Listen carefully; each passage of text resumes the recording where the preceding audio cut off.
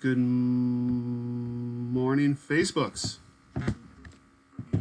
We are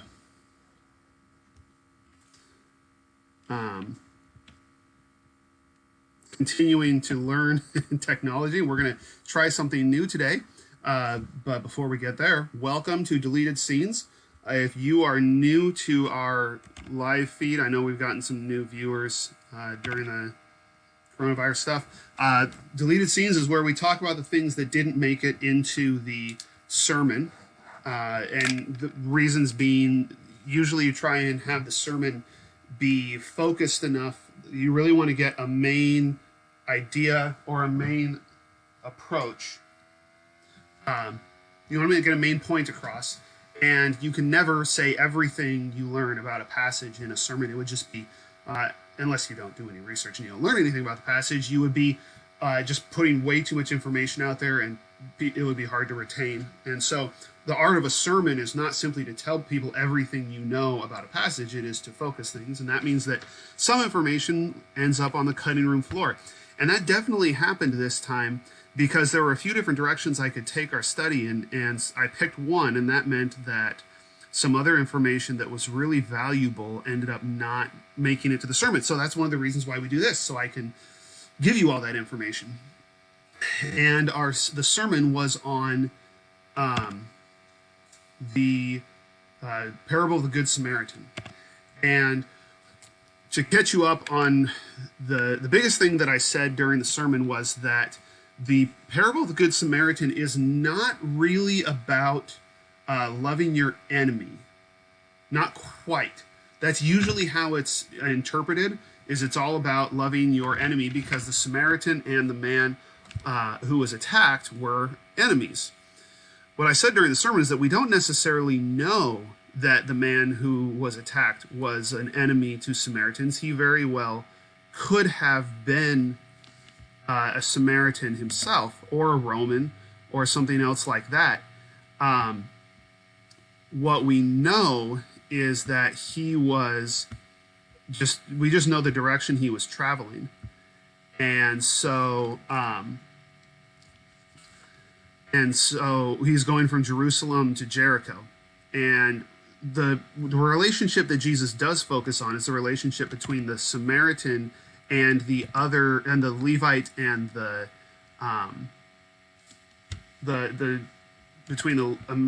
I'm sorry, my computer is telling me that there's too much going on, so I have to fix things. I'm trying to stay focused on the discussion while my computer is talking to me. Okay, now we're good. We're just going to go. So the comparison between the Levite and the priest on one side and the Samaritan on the other side, it's not necessary. The point isn't necessarily that there's somebody loving their enemy, although I think that is a valuable thing that you can learn from this parable. But really, the point to me is that what I see there is the point is that you're comparing one guy who has nothing going for him. He's not doing anything that would make you think he is religiously qualified, at least from the Jewish perspective. He's doing everything wrong according to their perspective, and he just is wrong. He's the wrong kind of person, but he loves his neighbor. And these other guys, they do everything right, but they don't love their neighbor, and Jesus challenges us to choose between them. And the person he's talking to ultimately chooses the Samaritan, which means that if you are loving God in all these ways, obeying the 613 laws, but you're not loving your neighbor, you're not doing it right. That loving your neighbor is the essential one. And I talked about the passage that the command to love your neighbor comes from. I'm going to show you this because I think, and I'm going to show you several passages, because I think this is a point that we may really need to camp out on, because it's something that us Christians, and especially us lifelong Christians, really struggle with. If you've been in church a long time, if you've been a Christian a long time, you probably have this strong instinct for what it's supposed to look like to love God, the things that God commands us to do. And so we really hold on to that because we care so much about loving God, and that's an important relationship. It's an important part of who we are. but so I think we all struggle with really applying what Jesus is talking about here. So let me take you into the text now. Oh, let's correct that. I think there's a delay, so I have to make sure that it actually switched over to the view that I want you to see. I'm hoping that it's showing you scripture over here.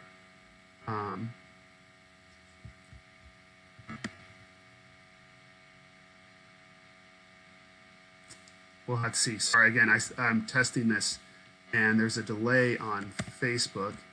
Okay, good. Yeah, it's working. All right, so what you're seeing here is not the passage that we're going to start with. It's the passage we'll look at later. Here is Leviticus 19, which is the passage where Jesus quotes from about loving your neighbor. And it's a weird chapter. Like, you wouldn't think that this would be the chapter where you find the key to the law of Moses, because there's so much that it's just a random grab bag of things, it seems like. And I've actually color coded this to show you the different topics that come up here. First of all, there's subjects of theological purity that come up in verse 3 and 4. It talks about obeying your father and mother, keeping the Sabbath, not listening or not worshiping idols.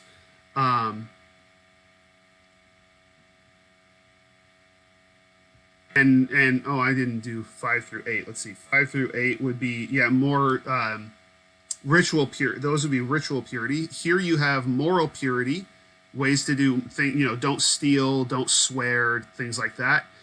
Here you have social justice. Don't oppress your neighbor. Don't curse the deaf. Do not do injustice in court. And here we have sexual morality. Here we have ritual purity again, like which fruits are forbidden, and eating flesh with blood in it, and there's more sexual purity, and there's bits again of all of those. So you've got theological purity, moral purity, social justice, sexual purity, ritual purity, and then you've got a couple of passages that are starred here about loving others. And so you've got the major areas of loving God, the major categories, things like being theologically correct, worshiping the right God, worshiping him the right way. You got moral purity, doing good things, not doing wrong things. You've got social justice, taking care of the poor and the needy. You've got sexual purity. You have ritual purity, worshiping God the right way, all these different things. And Jesus could have chosen any of these to be the main way that we love God. And these are all the things that the priest and the Levite would have had going for them. They would have been keeping all of these. So if Jesus had said the core of the law is, you shall not steal, they would have been righteous. They would have been, the Levite and the priest would have passed. If he had picked keep the Sabbath, or if he had picked don't use don't eat flesh with the blood in it. They were good at that. They didn't touch blood. That's part of the point of the story. Don't get tattoos is in verse 28. Don't round off the hair on your temples or mar the edge of your beard. He could have picked that as the other important commandment, and the priest and the Levite would have passed. But instead, he picks this verse. Not that one. He picks 18. You shall love your neighbor as yourself. And he says that is the essential one. If you keep all the rest of this chapter, but you fail at that one, then you have failed. And that is the point of the Good Samaritan. And we struggle with this because as Christians, we fall into the exact same trap of saying, no, you have to do these things as a way to love God, and it doesn't matter who it hurts. You have to do these things. You have to meet together on Sundays physically, is what some churches are saying. God wants us to meet together physically. We have to do this. We have to enforce this rule. We have to enforce this rule because God gave us these rules. And what you find as you look at the stories in the gospel is that Jesus is very consistent in the way he applies. Sorry, I'll point it this way. He's very consistent in the way he applies this principle that loving your neighbor is the most important part of the law. Let me give you a couple examples. Here's Mark chapter 3. Jesus entered the synagogue, and there was a man with a withered hand, and they watched Jesus to see whether he would heal him on the Sabbath, so they might accuse him. And he says, the problem here is that you're not supposed to do work on the Sabbath. And Jesus says, in verse 4, is it lawful on the Sabbath to do good or to do harm, to save a life or to kill? But they were silent, and he looked around at them with anger. Jesus is angry at them for not getting this.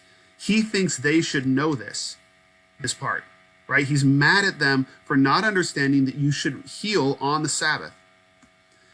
And, the passage that I did not bring up here is, let me pull that.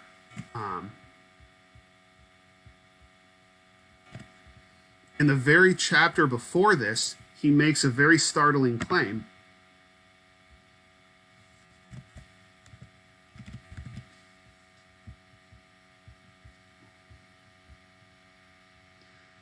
He says, the one Sabbath he was going through the grain fields, and as they made their way, his disciples began to pluck the heads of grain.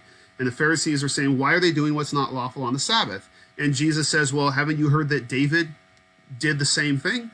And at the end, he says, the Sabbath was made for man, not man for the Sabbath. So the Son of Man is Lord even of the Sabbath. Now, that is an important claim that Jesus is making there, because what he's saying is that the law of the Sabbath, which actually, an Orthodox Pharisee at the time would not say that the Sabbath was made for man, and he wouldn't say that man was made for the Sabbath. He would say the Sabbath was made for God, and that keeping the Sabbath is a way of showing that you love God. And I would argue that that is true, that the Sabbath is a way of showing that you love God. And at some point, we will talk about Sabbath in the sermon series, and we'll get into that, because I think there's tons to learn from the practice of Sabbath. At the same time, however, Jesus ultimately says that the point is not the law. The point is not simply to not work on Sundays or Saturdays. The point is it's meant to serve a function for humanity. It's meant to point us in a particular direction. And if you enforce it in a way that is harmful to people, you're missing the point. That we were not made so that we could keep the Sabbath. The Sabbath was made so that it would point us to God. Jesus does this in several other places as well, where he challenges our assumptions about the right way to obey God. So here he's talking about not following some of the Sabbath requirements. He might also be talking about the requirement that we meet in a building together on Sundays. You know, that is something that is important, but it was made to be a benefit to us, and there might be times when it's not a benefit to us. Jesus renounces his kingdom, his mission this way. He says, the Spirit of, this is in Luke chapter 4, he says, the Spirit of God is upon me because he has anointed me to proclaim good news to the poor. He has sent me to proclaim liberty to the captives and recovering of sight to the blind, to set at liberty those who are oppressed, to proclaim the year of the Lord's favor. Now, the interesting thing is the year of the Lord's favor is the Jubilee year, which is it's a Sabbath of Sabbaths. Like you get a Sabbath day, and then every 7 years you get a Sabbath year, and then every 7 Sabbath years you get an extra day of Jubilee. It was this amazing thing, and he's connecting with the Sabbath tradition, but he's also saying that the purpose of his mission is to bring good news to the poor, proclaim liberty to the captives, recovery of sight to the blind, liberty to those his mission is to love people, right? That's his mission. All of that is about loving people. And so you see this come through in Mark chapter 7 in John chapter 8, when Jesus is challenged with this woman who's caught in adultery. And sexual sin is a huge deal. We talked about this when we had our sermon on lust. Sexual sin is incredibly damaging to relationships. It's incredibly damaging to people. It is a big deal. And the law and the New Testament both talk about sexual sin a lot. So we have to take it seriously.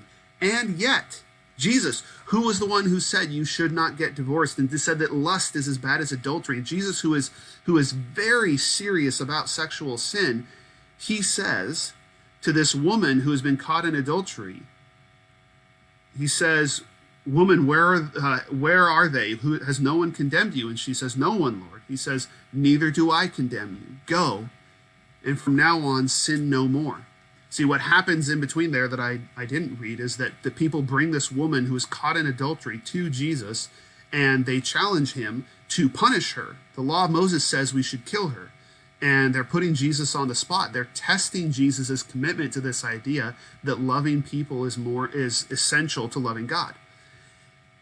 And he follows through with what he believes and what he's been preaching, because he challenges them. He says, okay, if you don't need any grace, if you have loved God so perfectly that you can withstand, or let me phrase it this way. He's basically saying, okay, if you want, he says, the one who is without sin, be the first one to throw a stone. Let him who is without sin among you be the first to throw a stone at her. Basically what he's saying is, okay, you want to live in a world in which we love God in a way that doesn't love people? Okay, but that means that you have to be perfect. That means you have to be the kind of person who doesn't need to be loved because you're perfect. And so if we love God perfectly without loving people, and then we're going to kill anybody who doesn't follow the law. So if you are prepared to live in a world where loving God does not involve loving people, throw the first stone and let's get it started. And none of them are actually willing to go through with it. And it's a brilliant way for Jesus to make his point that this is the only way we can survive. This is the only way we can live, is if our love for God is reflected in loving other people with grace and mercy. And so this comes out throughout Jesus's teachings. This is, you could argue, this is a major point of Jesus's ethical teaching, which makes it really tragic that we as Christians we fall into this same trap. And I fall into this same trap as well. I think we all do, because it's a struggle for us to figure out how do we love God and love people, because we can fall to either side. And a lot of people in our society today are falling to the side, the extreme of saying, well, that means loving people is the most important commandment itself. And so I'm going to love people no matter what they're doing. I'm going to love what they're doing. I'm going to be supportive of everything they're doing, because it would be unloving of them to not support what they're doing. And the problem there is that suddenly we're no longer loving God. We're no longer having any reference to his design for our lives. We're no longer making him, we're presuming on his grace by saying that his forgiveness means right and wrong doesn't matter. And that's not what God's forgiveness means. God's forgiveness means that we can all be restored. That's why we don't condemn others. Jesus told this woman, he doesn't tell her, neither do I condemn you, so it doesn't matter, go and do whatever you want. He says, neither do I condemn you, go, and from now on sin no more. There is forgiveness, there is redemption. That is why God calls us to love others. So there is an extreme on both sides, and we fall into these traps over and over again, and we will find ourselves behaving in unloving ways and not realizing that we're being unloving because we're just enforcing God's rules. We're doing what God told us to do. And so if we didn't do this, we would be, failing to love God, and that's not the way Jesus approaches the faith. All right, so that I've gone on about that enough. Let me pivot here now. I hope that makes sense to you, and I hope that you are also willing to take on that challenge of figuring out where the balance is in loving God and loving people, and where the center of that Venn diagram is. There's one other thing that I want to point out that I didn't get a chance to I didn't get a chance to get into with the sermon, which is that there is this interesting difference between the question that the man asks and Jesus' answer. So go to Luke 10 and notice what Jesus, so the discussion they have says, he desiring to justify himself said to Jesus, "Who is my neighbor?" Oh, I'm sorry, I didn't switch back so you could see this. Okay, so he says, who is my neighbor? That's the question that he asks. And that question is essentially, where do I draw the boundaries? Who is my neighbor and who isn't my neighbor? And so he is the one who has neighbors, right? And so when we read this when we then go into the story about the Good Samaritan, we assume that the man is supposed to put himself in the place of the Good Samaritan, and the Good Samaritan had asked the question, "Who is my neighbor?" And the Good Samaritan answered that question by saying, "Well, even my enemy is my neighbor." So the Good Samaritan is the man, and the guy who was attacked is the neighbor. That's not how Jesus actually answers the question. Notice when you get down, what does Jesus say? He finishes the story and he says, "Which of these three do you think proved to be a neighbor to the man who fell among the robbers?" The question isn't who was the Samaritan's neighbor, even his enemy.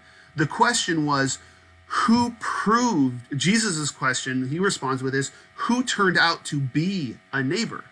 Notice how he's completely changing the way the word neighbor functions in the story. The lawyer was using it as a barrier. He's saying, all right, who is my neighbor? Who fits into my boundaries? Who's with me and who's them, right? Who's my enemy? Where are the limits of who I actually have to love? And Jesus flips it around and says, no, neighbor is not a definition of who's in and who's out. You don't use the word neighbor, rhea, or plesion in Greek. You don't use that word to create boundaries. Neighbor is something you are called to be. When we talked about nephesh or soul, I used a phrase that I got from the Bible Project and they got from a scholar whose name I've forgotten. It says, you don't have a soul, you are a soul. And I think you can say the same, Jesus is saying the same thing about being a neighbor. You don't have a neighbor. You are supposed to be a neighbor. Neighbor is a behavior that we are supposed to adopt.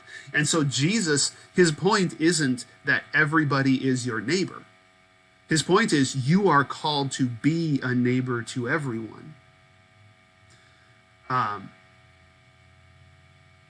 I think that's a profound shift that he's making in the story, because he doesn't ask who was the Samaritan's neighbor, because then the guy could have said, well, the man wasn't his neighbor, but he helped him anyway.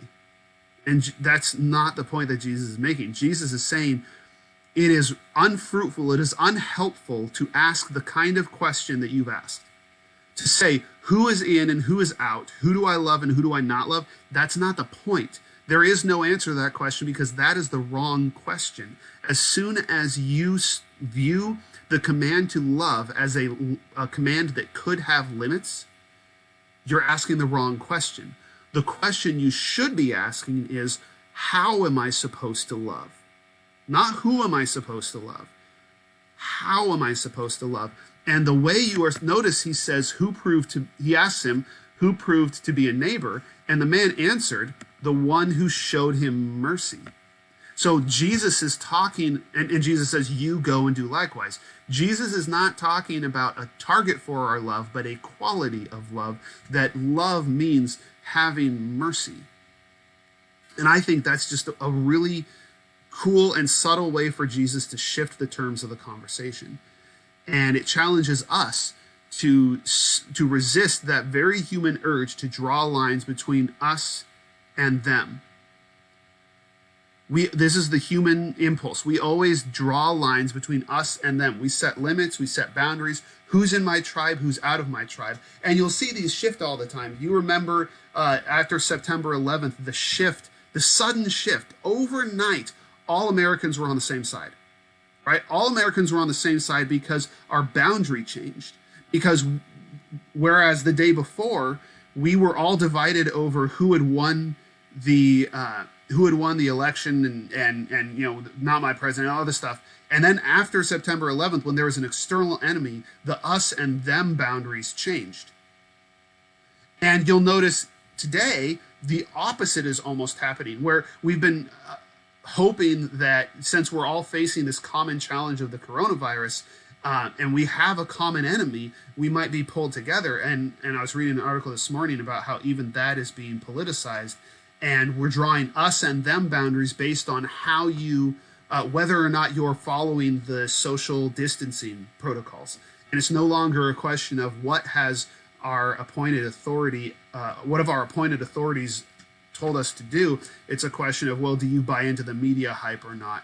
And all this other stuff. And it's all about us drawing these lines of who's us and who's them, who's in and who's out. And Jesus is saying, that's not the point. And it goes back to the beginning of the Shema.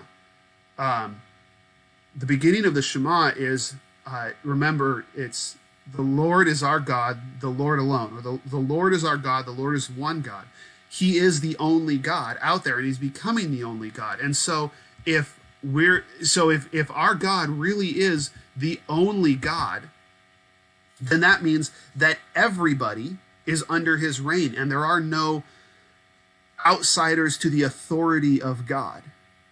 There are no people that are outside of God's authority. There are people who refuse to be a part of his kingdom, but they're still subject to them and to him, and that means that we are called to treat them according to God's commands. We are called to be neighbors to them. And so as Christians, our challenge going forward is to not draw lines, but to view being a neighbor as a goal, as a calling, as a mission. That is a very difficult challenge, and that's something that we as a congregation have not mastered. No congregation has, but we are going to work at it together to figure out and to continue to practice that and to figure out what that really looks like. And then we have the whole new challenge of asking, what does that look like when when we're under quarantine? We're working on that too. I hope this was helpful. Feel free to comment, send us any questions that you may have if you want to go deeper into any of it. Tomorrow morning we'll be back with our daily morning prayer at 8:30 a.m. You can watch that live. Thank you so much for tuning in, and I hope you'll stay healthy, stay helpful. God bless.